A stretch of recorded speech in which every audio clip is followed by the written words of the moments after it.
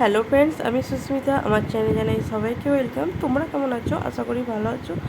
দেখো, রক্ষাকালী পুজোর দিন যেহেতু দণ্ডি হেঁটেছিলাম, প্রচণ্ড টায়ার, রেডি হয়ে ঠাকুরতলায় চলে গেছিলাম। মানে আমাদের উলাইচণ্ডী পুজো তার আগের দিন হয়েছিল।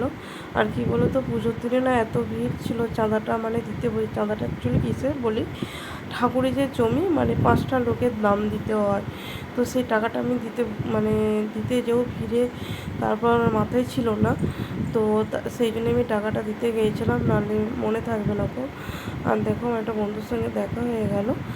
আর আমি প্রচণ্ড যেহেতু টায়ার্ড, আমি ওকে বললাম যে আর ভালো লাগছে না, বাড়ি চলে যাচ্ছি, বরঞ্চ কাল আসবো, তুই যদি সময় পাস তাহলে আসে। বললো যে না রে, কালকে আমি আর আসবো না, তো ভালো থাকিস।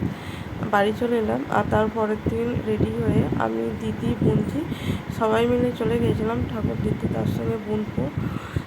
জামাইকে বললাম, জামাই বললো যে তোমরা চলো, আমরা যাচ্ছি।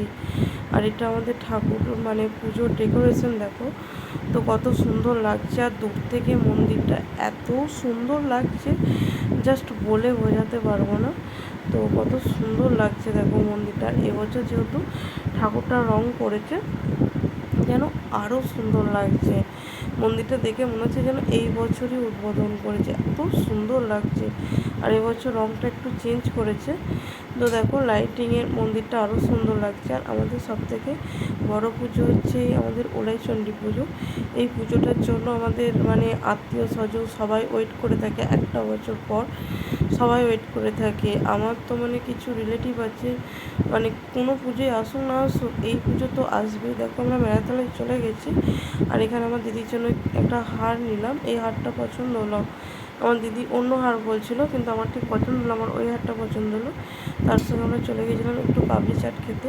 দিদিকে বললাম চল কী খাবি, আর মেলায় কী জানো তো, চাউমিন অতটা ভালো লাগে না, চাউমিন মোগলাই কিচ্ছু ভালো না, টেস্ট সেরকম ভালো হয় না। আমাদের এখানে মানে এত জায়গায় পাপড়ি চাট খেয়েছি, কিন্তু আমাদের এখানে পাপড়ি চাটের টেস্টটা খুব সুন্দর হয় প্রত্যেক বছর।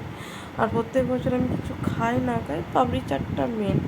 পাপড়ি চাট আর ফুচকা, আর মানে কী বলতো, সেইভাবে চাউমিন মোগলাই তো আমি খাই না, যেহেতু আমার ডিমে অ্যালার্জি। তো আমি আমি দিদি পাপড়ি চাট নিয়ে নিয়েছিলাম। আর আমার বন্ধুটা প্রথমে বলছিল আমি খাবো না। দেখো, ভিডিওটা ভালো লাগলে লাইক, কমেন্ট, শেয়ার করবেন। টাটা।